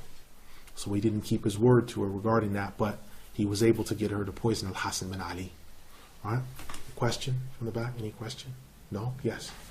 Just at the beginning, talking about definitions of terms, the Tariq, and you gave the, you said history, and I think, is that the Istilah, is that not the Istilah definition that had? And is there more to that? There is more to Tariq, but for much of what we want to cover, it's probably safer to stick with the primary definition, which is just dealing with the history and touching on that. Tariq can sometimes mean to put flesh on bone, right? Which is what a lot of history does, is by going into history in depth, puts flesh on bone, gives commentary to events that have happened. Would that be part of the linguistic definition, like to know history down as part of it? Okay. That's right. That's right. Another question? Yes. Imam Abdurrahman ibn al-Jawzi. Yes. Like into science or yes. Which books give that? Where he talks about like the sun and the earth. His tafsir, which inshallah after these 13 lessons I want us to go through, it's called Zadul Masir fi Ilm al-Tafsir. Within that book on tafsir, which is 4 volumes, but I think we can get through it in a year. In that book, he discusses what I think, upon careful examination, is quantum physics, string theory, sunspots, which is definite, all these other things. And he discusses them just in every passage where he mentions the sun or the moon. He brings up some scientific fact. It may be interested for the reader to know that, and then he quotes a series of statements. So Ibn al-Jawzi he's a genius. He's an absolute genius in that regard. Another question? If Imam Hassan didn't divulge on who poisoned him, how do we know it was the wife? Okay, we know because of information that was around during the time of Yazid, and we also know because that woman went to him, didn't she? The woman went to Yazid and asked, and Yazid obviously had courtesans in his court, and so they would have been privy to this knowledge as well. One other thing, did you have a quote? You said Abu Hurairah asked the Prophet ﷺ about not reaching 60 years. Yes. Did you have a book for that? That is from Sahih al-Jami', that hadith collection. Good ear. Alhamdulillah. Yes, brother. You mentioned the ayah regarding Jannah Surah Al-Ma'idah. I didn't quite The 5th surah, Surah Al-Ma'idah, the 5th surah, ayah 44. Whoever does not rule by what Allah sent down, they are the kafirun. Whoever does not rule by what Allah sent down, they are the oppressors. Whoever does not rule by what Allah sent down, they are rebellious sinners. That's Surah Al-Ma'idah, the 5th surah, ayat 44, 45, and 47. And lastly, the hadith regarding from narrated by Imam Muslim regarding the 12 Khalifas in succession, which of the books is that? That is in Al-Jami' al-Sahih, and it is under the book of Imara, the book of leadership and governance. I'm not sure how they've translated, but that's what Imara means. So if you just look under the book of Imara, you should find it under there, and there will, the end of time will not come until there will be 12 Khalifas after me. And then there's another one that says there shall be 12 Khalifas after me. There's a couple of different variations in the hadith, but the commentary is very rich. The 12ers tend to try to quote that hadith as proof of the 12 Imams, but the problem is it says Khalifa, not Imam. You said that Umayyah is included within He's included within the 12 because from Amir Muawiyah radiallahu anhu all the way to Marwan II, that's 12. And during their time, there was structure. Even though some of them were oppressive, there was structure and there was one Khalifa. After Marwan, the Abbasids came in, or the Banu al-Abbas came in, and there began to be a dispute over a number of Khalifas, because we have to come into this later. But some of the Umayyi, Abdul Rahman al-Dakhil, one of the last of the Bani Umayyah, escaped to Andalus, or what we're calling Spain and Portugal, and that started the Spanish revival there in terms of the deen being there. So now you had Khalifas in Iberia, and then you had Khalifas in Baghdad, because they shifted everything to Baghdad, and they were both claiming they were the legitimate Khilafah, were related to the Prophet ﷺ, and you must follow us. And so that ended the era of where there was just one Khalifa overall. Even when they were oppressive, Abdul Malik was the one Khalifa. Now all of a sudden you had Abdul Rahman al-Dakhil, you had Abdullah al-Abbas, you had all these other claimants to Khilafah, Sulaiman al-Dakhil, and all these different people. And that's where the era of unity in Khilafah ended. Yes? Another question? No? No? Yes. One final point. Yes. With regard to Hazrat Ibn Muawiyah, he made ijtihad a Yes. number of years before, obviously getting ill and being on his deathbed. Mm-hmm. What's the significance of that? Why is the historian quoted that? Most likely because it shows that Muawiyah did this in a clear state of mind because of his knowledge that Yazid was proficient on the battlefield, and that there was to be a provisional government because Muawiyah most likely, as a scholar, as an alim, envisioned that there would be some growing pains or some trials between his death and a legitimate Khalifa coming in. Because you have to remember, look at the trial that there was after the death of the Prophet ﷺ to Abu Bakr. There was 3 days of the ulama preparing the body of the Prophet ﷺ, and then another set choosing him. And then the transition between Abu Bakr and Umar, there was time between that. And then between Umar and Uthman, his assassinate, there was time of days between that. Between Uthman and Ali. Between Ali and Al-Hassan. Between Al-Hassan and... So he was seeing that there is a record. There's a pattern of it. And he'd also seen that all 4 of the Khulafa had been assassinated. Abu Bakr had been poisoned. Umar had been murdered in the middle of leading Salat al-Fajr. Uthman had been killed in his house reading the Quran. Ali had been murdered coming into the masjid. So Muawiyah could see a pattern. And most likely that's the significance of why these historians, Ibn Kathir and also Imam Ibn al-Imad, referred to the fact that he did this in a full state of mind, not while he was ill. But he did not specifically say that Yazid would be the next caliph. No, he gave him bay'ah as the head, as the wali. It's when it's mentioned in the books, he has wilayah. They refer to him as a wali. He has wilayah. But when you read about what Muawiyah did after, it says that he made them give him bay'ah. And he made them declare him the Khalifa. He made them call him Amir al-Mu'mineen. And there's a difference between wilayah and khilafah in that regard. So wali in the extent of being a temporary. That's it, in the sense of being a governor. Yeah. The wali is generally in that sense as a governor, whereas the Khalifa is the head overall. Yeah. The other significance I would look at that is that 4 years before, Yazid was probably planning that as soon as his power came to him, that he would swap some positions to fortify his support. Yeah. Yes. So he was already planning that.